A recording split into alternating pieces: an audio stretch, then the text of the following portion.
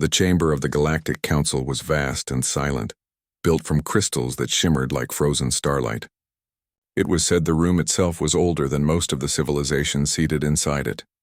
The floor stretched in rings of polished stone, each seat rising like a throne for the chosen representatives of the stars. Normally, the place would be filled with voices, arguments, debates, long speeches. But today, the silence was heavy. It pressed on every delegate's shoulders, as if even the walls were waiting for someone to speak. And in the very center of the chamber, a single seat stood empty. It was not just any seat. It was the one that had once belonged to the humans. For 2 centuries, humanity had been part of the Galactic Council. They were not the strongest race. They were not the oldest nor the wisest. Many had not even wanted them admitted at first. Humans were newcomers to the stars, still untested, still unpredictable. Yet in time they had become essential. Everyone in that chamber knew it, even if their pride did not allow them to say the words aloud. Humanity had a way of changing the air in the room. When humans were present, debates did not last for years. Agreements were made. Conflicts found solutions. Plans became action, but today the humans were gone. They had left without shouting. They had left without threats. The decision had been delivered in calm words spoken by the last human ambassador. He had risen from his chair, his face calm but tired, and said only, "Perhaps the council no longer needs us. We thank you for the years we shared, but we must go our own way now." And then he had walked out, with quiet dignity. Now the silence lingered in his absence. Councillor Vera of the Lithari was the first to speak. Her voice, though soft, carried through the chamber. "This is troubling," she admitted. The word was far too small for what they all felt, but no one corrected her. The Korath delegate, a creature of scaled skin and heavy jaws, gave a low rumble. "Troubling? It is disaster. You all know this. Without the humans, our fleets will crumble. Our treaties will mean nothing. They were the binding thread, and now the weave will unravel." Several heads nodded, but others shook in denial. Councillor Rava of the Zoran raised his wings slightly, a sign of disagreement. "You overstate it. The humans were useful, yes. Persistent, yes. But do not forget they were reckless. They rushed where caution was needed. They fought where patience would have served. Perhaps it is better this way." But even as he said it, his words felt hollow. The councillors could all recall the many times humans had saved them from their own hesitation. Ambassador Seltrine of the Arni closed her many eyes. She remembered the pirate wars on the fringe. The council had debated for 5 months on how to respond. 5 months of speeches and documents while the pirates burned colony after colony. It had been the humans who finally acted.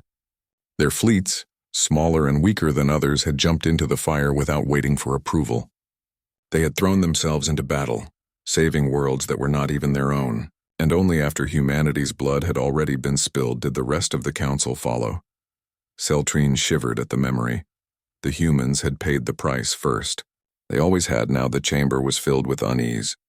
Each delegate looked at the empty seat, and though no one admitted it, each one thought the same. We did not deserve them. The humans had asked for partnership. The council had given them responsibilities. The humans had asked for fairness. The council had given them endless demands. Whenever disaster struck, it was always the humans who were expected to answer first. And eventually they had grown tired. Perhaps they had not walked away in anger. But they had walked away all the same. The silence grew heavier. Outside the great windows of the chamber, the galaxy itself shone. Stars scattered like diamonds in the black. It should have been beautiful, but to the councillors it looked cold. Councillor Vera finally spoke again, her voice tight. "Do you not feel it? The difference in the air? The humans are gone, and even the stars seem dimmer." No one argued because it was true. In the weeks before this meeting, the galaxy had already begun to shift.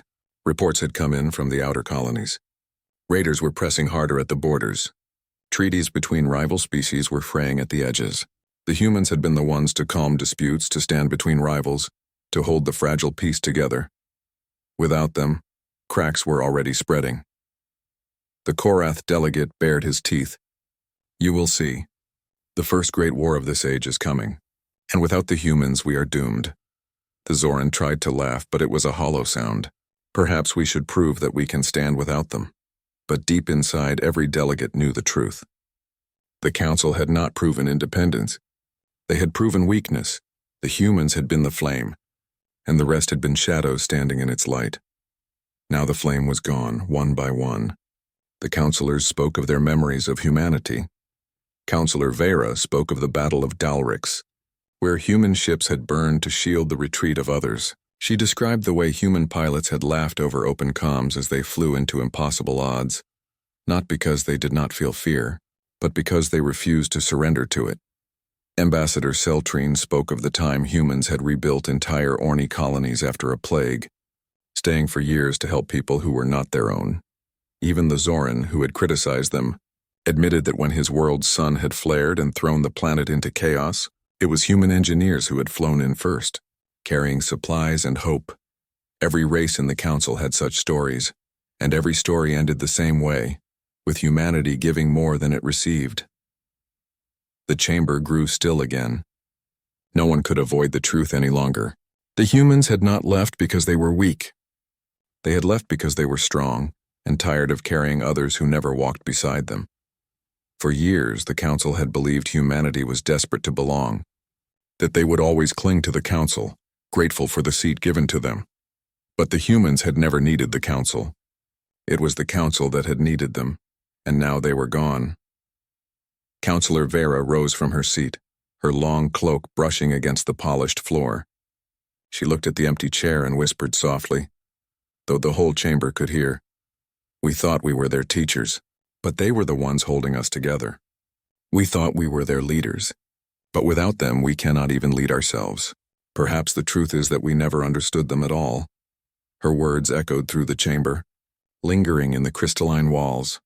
Not a single delegate spoke after her, because in that moment, every race of the council felt the same weight in their hearts. They had lost not just an ally. They had lost the one people who could make them more than what they were. The seat was empty. The chamber was silent, and for the first time in 1,000 years, the Galactic Council truly felt afraid, because deep within, they all knew. When the shadows came, and the shadows always came, there would be no one left to hold the line. The first weeks after humanity's departure were filled with denial. Many council members told themselves nothing would change. The council had existed for thousands of years before humans, and it would continue for thousands more.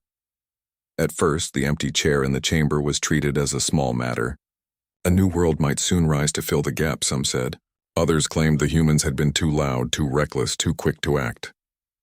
Without them, debates would be calmer, more orderly, but calm did not come.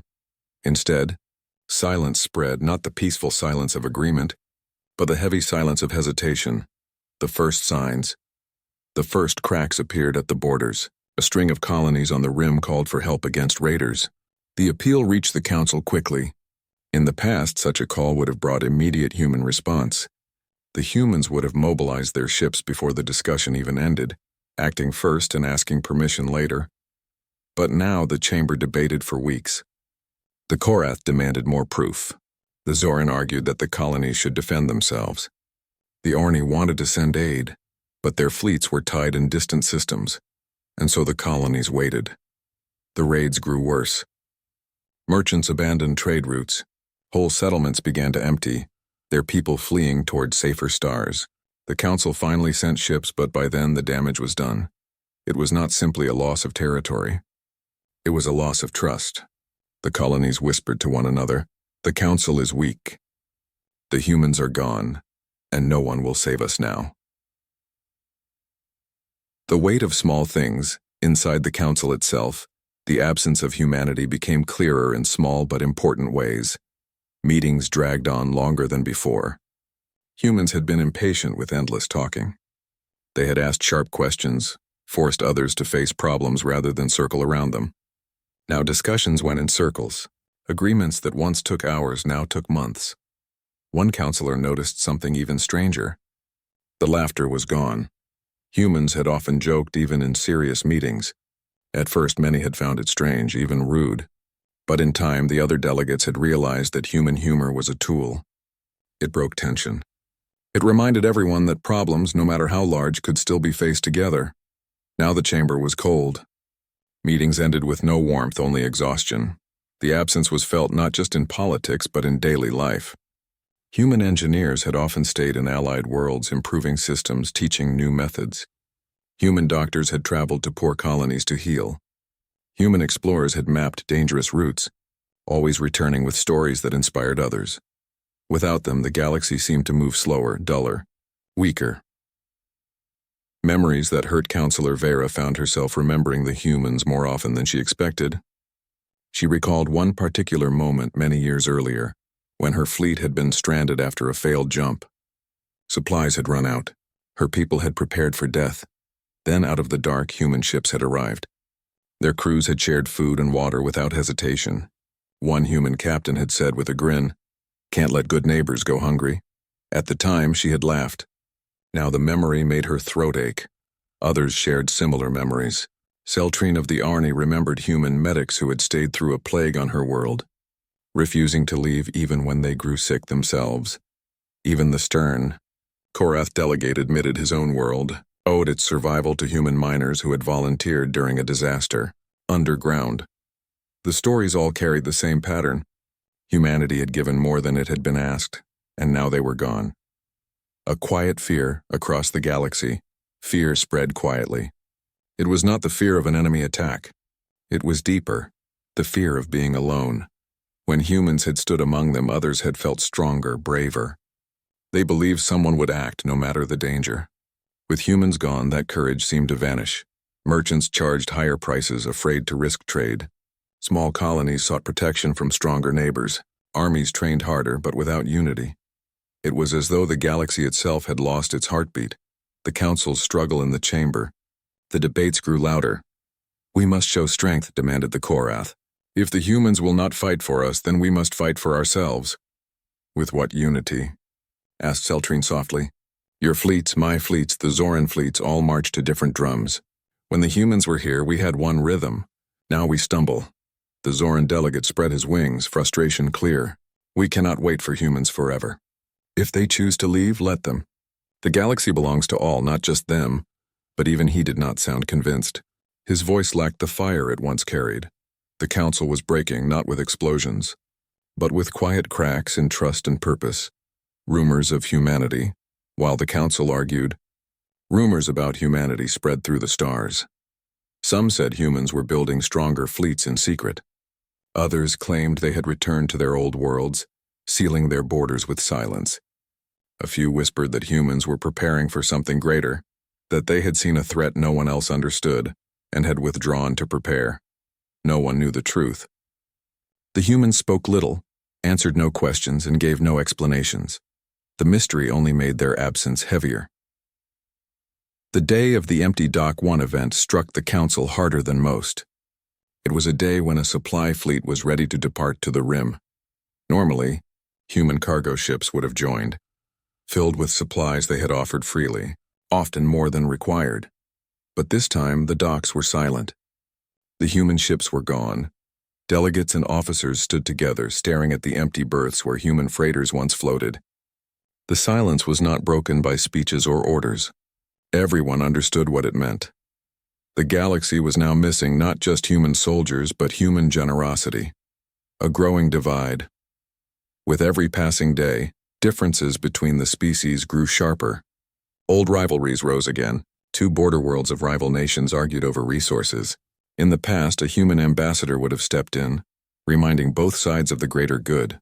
This time, no one stepped forward. The conflict grew bitter. Skirmishes broke out. Trade ships turned away. The council sent mediators, but they lacked the force of presence humanity had carried. Agreements fell apart. The council began to fear itself. Counselor Vera's reflection. Late one night, Counselor Vera walked alone through the empty halls of the council station. The great windows showed stars without end. She pressed her hand to the glass and whispered to herself, "We thought they needed us, but we were the ones who needed them." She thought of the human ambassador's final words. Calm, polite, yet filled with quiet finality. "We must go our own way now." Had they been a warning? A farewell? Or simply the truth that humanity had grown tired of carrying a weight that was never shared? Her heart told her the answer was clear. The humans had not left because they hated the council. They had left because they loved too much, gave too much, and had nothing left to give. And now, without them, the galaxy was trembling on the edge of something dark. The beginning of doubt as weeks turned to months. More voices began to whisper what no one wanted to admit. We are weaker without them. The Council had once believed humanity was only a small part of its vast machine, but now it became clear. Humans had been the spark, the fire, the stubborn hope that made everything work. And without that spark, the stars themselves seemed colder. The Council began to see what they had truly lost, but by then it was too late. The galaxy had always been full of conflict. Borders shifted, colonies rose and fell, and disputes turned into battles. Most of the time, the Council was slow to respond. Debates stretched for months, and in that silence, countless lives were lost, but there was one moment that none of the delegates could ever forget, a memory of fire that burned in every mind. It was the Battle of Dalrix, the Day of Darkness. Dalrix was a mining world rich in rare metals. It sat near the border of 3 major powers, a place where tension always simmered. When the enemy fleets came, vast, organized, merciless, the Council was unprepared. The attack was sudden, swift, and overwhelming. The defenders of Dalrix were few. Their fleets were small, their defenses weak. The world sent desperate signals for help, and those signals reached the Council chamber. The delegates argued, as always. Some said it was not their responsibility. Others wanted to wait for more information. By the time any decision was close, Dalrix's sky was already burning. But the humans did not wait. The human response. From the moment the distress call reached them, humanity's fleets prepared to move. Their ships were not the largest, not the most advanced, and certainly not the most numerous. But they were ready to act when others hesitated. Admiral Heron, commanding the human task force, gave the order without ceremony. We move. We will hold the line until they arrive. No one corrected his words because everyone knew they would never arrive. The Council was still debating. The humans jumped into the fire alone. The battle begins. When the human fleet entered Dalrix space, the sky was already a storm. Enemy cruisers darkened the stars. The defenders of Dalrix were broken, their ships scattered. The humans did not pause to count numbers. They did not weigh odds. They charged. Form the wall, Admiral Heron ordered, and so they did. Human ships, smaller and weaker, placed themselves between the enemy and the planet. They became a shield of steel and fire. Missiles streaked through the void. Energy beams lit the dark. Human vessels shook under the assault. One by one, their shields cracked, their hulls tore. But still they held. Over open comms, the human pilots spoke to one another, not in despair, but in voices filled with humor, courage, and strange calm. Looks like we're outnumbered again. When are we not? First one back buys the drinks. Even as they faced death, they joked. To the defenders of Dalrix, those voices were like light in the darkness. The Turning Point Counselor Vera, who had been a young officer at the time, remembered it with perfect clarity. Her fleet had been part of the defenders, trapped and broken, retreating toward the planet. She had believed they were finished. Then she saw the human ships arrive. She saw them fly straight into the storm. She remembered the human captain who patched into her comms. His voice was steady. Stay behind us, regroup, you still have a chance. We'll give you time. She had wanted to protest. She had wanted to say, it is impossible. But the human voice cut her off. Just hold your ground when the moment comes. That's all we ask. And then his channel closed as his ship rushed forward. Fire and sacrifice. The battle lasted for hours. The humans did not retreat. They fought as if the sky belonged to them, as if defeat was unthinkable. One by one, their ships fell. But with each loss, the others pressed harder. Every human vessel seemed to carry not just soldiers, but a will that refused to break. Admiral Heron's flagship was struck near the end. Even as his ship burned, his voice rang across the comms. Stand firm. If we fall standing. His last transmission ended in static. His ship exploded in a burst of light, taking several enemy cruisers with it. The defenders of Dalrix, inspired by what they had seen, rallied. Their scattered fleets formed up again. Reinforcements from nearby systems finally arrived, pulled by the desperate human delay. Together they turned the tide. The enemy withdrew, leaving Dalrix scarred but alive. The aftermath, when the smoke cleared, the humans had lost more than half their fleet. Thousands of their soldiers never returned. Yet no one could deny what had happened. Without them, Dalrics would have fallen. The council held a ceremony after the battle, honoring the human sacrifice. Speeches were given, statues were built, songs were sung. For a time, everyone promised they would never forget. But as years passed, memory faded.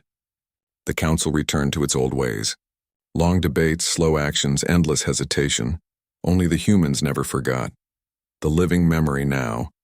With the humans gone from the council, those who had lived through Dalrics found the memories returning sharper than ever.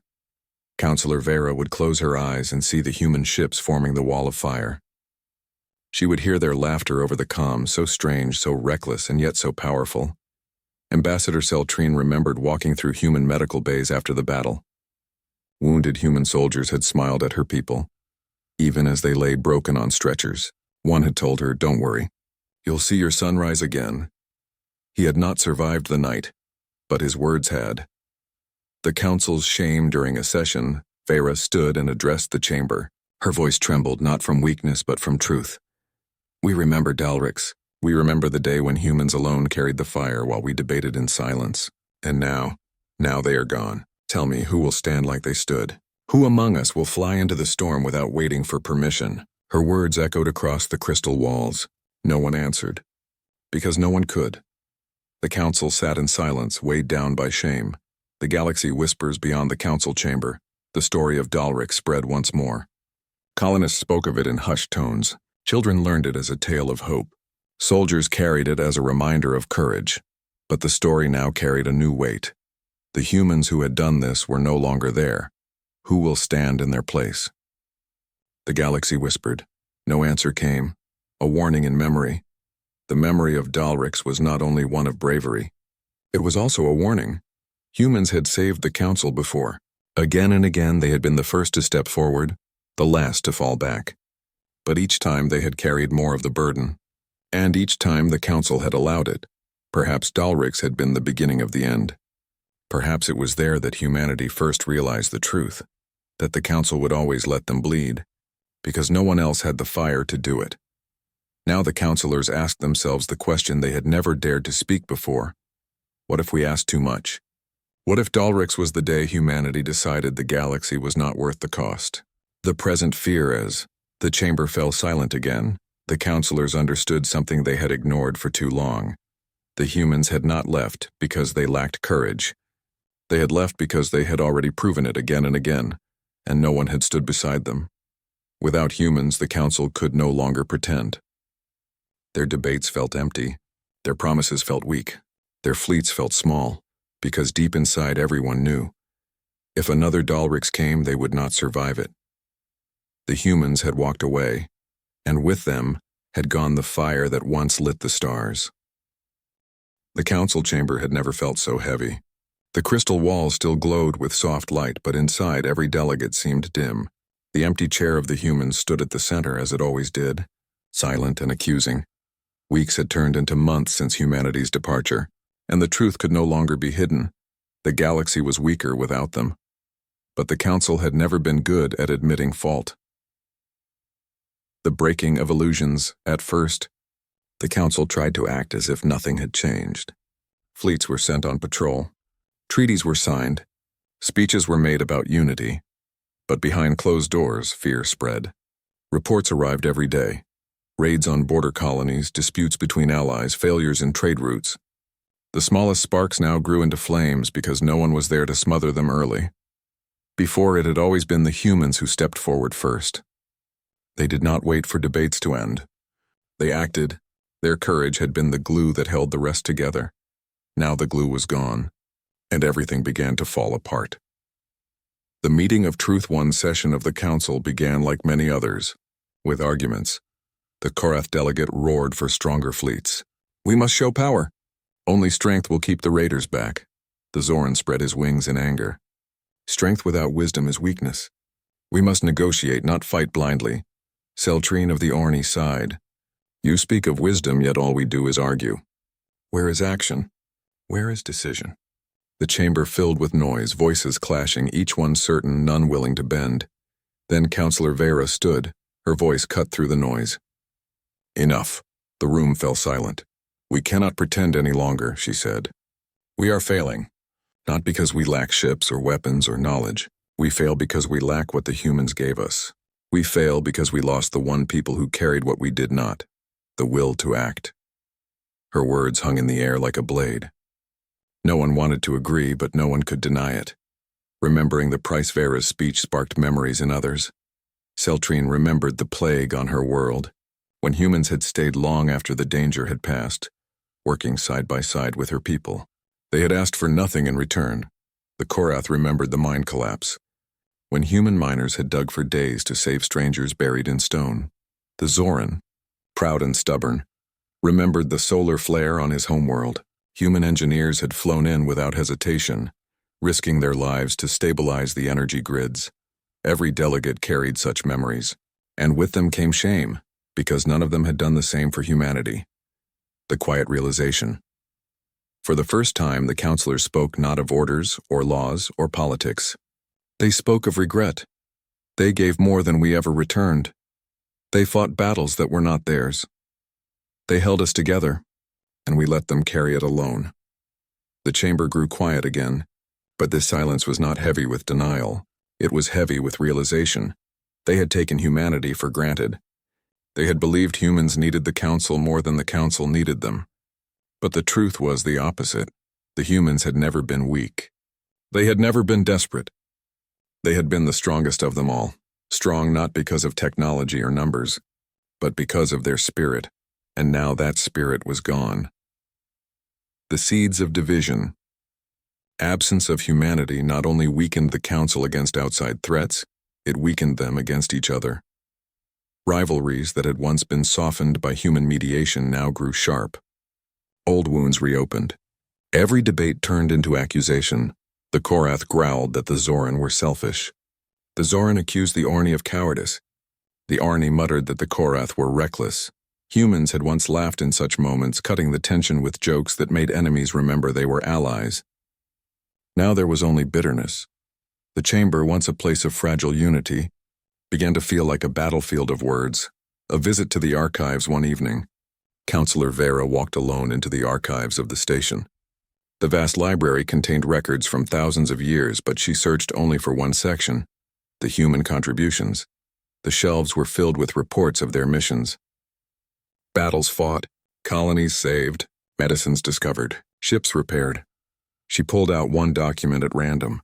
It described a small human fleet that had thrown itself against pirates to protect a convoy of Orni refugees. The humans had won, but at the cost of most of their ships. She read the final line of the report written by a human commander. If we had not acted, they would be gone. And if we are not here to protect one another, then why do we call this a council? Her eyes stung as she closed the file. The council had forgotten those words. The debate of blame at the next session, anger returned. Some counselors blamed the humans themselves. They chose to leave, one delegate said. If they cared so much, why abandon us?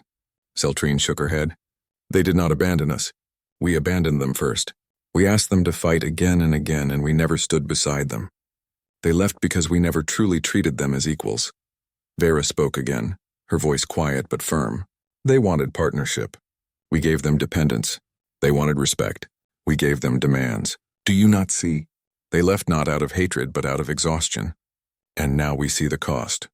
Her words silenced the chamber. For once, no one argued. The real fear in the weeks that followed. The counselors carried her words in their minds. They began to understand something deeper. Humans had not left because they were weak. They had left because they were too strong to be chained. And that was the greatest fear of all. If war came again, and war always came, the galaxy would face it without humanity's fire. But worse still was the thought that one day, humanity might decide not just to walk away, but to stand apart forever. If that happened, the Council would not only lose an ally, they would face the possibility of humanity becoming something beyond their reach, something greater than the Council itself. The counselors did not say this aloud, but in their hearts they all felt it. The night of silence that night, the council chamber was empty. No debates, no speeches, only the stars outside, cold and endless. Counselor Vera stood alone before the human chair. She placed her hand on the backrest as if touching the memory of those who once sat there. She whispered softly, "We thought we were guiding them, But it was they who carried us, and now without them we are lost. Her words faded into the silence. The galaxies spun on. Fleets moved. Worlds lived and died.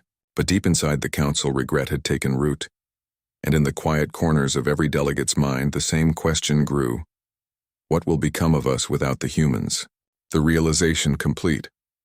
By the time the next cycle of meetings began, the council had changed. No one spoke proudly of their strength anymore. No one boasted of their wisdom, because now they knew the truth. They were not strong. They were not wise. They had only been standing tall because humanity had lifted them higher. Now without that support they trembled, and the council, for the first time in its long history, realized the depth of its mistake. The galaxy did not end the day humans left the council. Stars still burned, fleets still patrolled, colonies still farmed, mined, and traded. Life moved forward as it always did, but something had changed. It was not a visible change at first. It was felt in whispers, in empty spaces, in the heavy quiet after each meeting. The humans had walked away and the galaxy had kept turning, but slower, weaker, colder. The counselors knew it. The colonies knew it. Even the enemies at the edges of space knew it, and all of them felt the same truth. The storm was coming. The fading unity. The council chamber had once been a place of argument, but also of decision. Humans had forced action when others hesitated. They had reminded everyone why the council existed, to stand together. Now, arguments dragged with no end. The Zoran accused the Korath of aggression. The Korath accused the Orni of cowardice. The Orni accused both of blindness. Humans had once softened these moments with laughter, stories, or even angry passion that forced compromise. Without them, nothing softened. Disputes became sharper. Silence became longer. The chamber still stood, but the unity inside it was breaking apart. The outer colonies speak on the edges of the galaxy. The colonies felt the absence most clearly. Raiders grew bolder. Trade routes collapsed. Some colonies called for aid and received none. Others begged the council for protection, only to hear endless debates. Rumors spread quickly. The council is weak. The humans were the only ones who cared. Without them, we are on our own. Some colonies began to build their own fleets, ignoring the council's laws. Others whispered of leaving the council altogether. In taverns and homes, stories of human courage returned. Parents told their children about the Battle of Dalrix, or the plague world saved by human medics. They spoke of human explorers who crossed deadly stars just to bring news and hope. The stories grew into legend, and with each retelling, the absence of humanity felt heavier. The quiet of humanity. Meanwhile, the humans themselves were silent. No threats. No speeches. No explanations. They simply returned to their own space. Their ships no longer patrolled council borders. Their ambassadors no longer filled the chamber. Their freighters no longer carried free supplies to struggling colonies. It was as if they had drawn a line around their worlds and said, "This far, and no further." The silence frightened the council more than anger would have, because anger could be negotiated. Anger could be answered, but silence meant finality. The enemy watches beyond the borders. The enemies of the council were watching. Pirates, raiders, and rival empires all noticed the change. "The humans are gone," they whispered. "The shield is broken." Scouts reported that council fleets were slower to respond. Patrols were thinner. Disputes between allies weakened defenses. The enemies did not strike yet. But they waited. They tested. They pushed at the edges. Everyone could feel it. A storm was building in the distance. The council's fear inside the council chamber. Fear grew. Some argued for diplomacy. Some argued for stronger fleets. But beneath every argument lay the same thought. We cannot face this without the humans. The delegates avoided saying it aloud. Pride would not let them. But in private, in whispers, they admitted it. The Korath delegate, once proud and fierce, confessed to Vera, "We thought ourselves strong. But I fear we are only shadows without their fire." Seltrine of the Orni murmured in the dark, "I see my people lose hope. They ask me, 'Where are the humans?' And I have no answer." Even the Zoran, who had once mocked human recklessness, finally admitted, "Their recklessness was our strength. Without it, we are only words and silence." Vera's reflection counselor Vera spent long hours walking past the human chair. She found herself remembering the ambassador's last words. We must go our own way now. At the time, she had thought it a farewell. Now she wondered if it was a warning. Perhaps humanity had seen something the rest of them could not. Perhaps they had understood that the council was not strong enough to face what was coming. Perhaps they had left not in anger, but in preparation. The thought gave her no comfort. The growing shadow reports began to arrive of strange movements beyond the rim. Fleets gathering. Signals intercepted. Armies preparing. The council debated endlessly, but action never came. Vera listened in silence as the others argued. And all she could think was, if the humans were here, they would already be moving. The memory of Dalriks burned in her mind. She could still hear the human voices, joking in the face of fire. She could still see their ships forming the wall of light. Who would form that wall now? No one.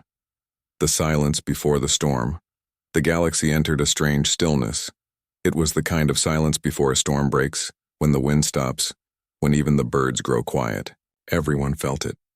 Colonists, soldiers, merchants, even the counselors themselves, something was coming. Something vast, and this time when it came, the humans would not be there to hold the line. The council's final realization in the chamber. During one of the last sessions before the records ended, Counselor Vera stood once more. She looked at the empty human chair and said, "We thought we were eternal. We thought the council could stand forever. But the truth is, it was never us who kept it alive.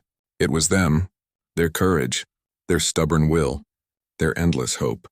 We did not lose an ally when they left. We lost the heart of the galaxy." Her words echoed through the chamber.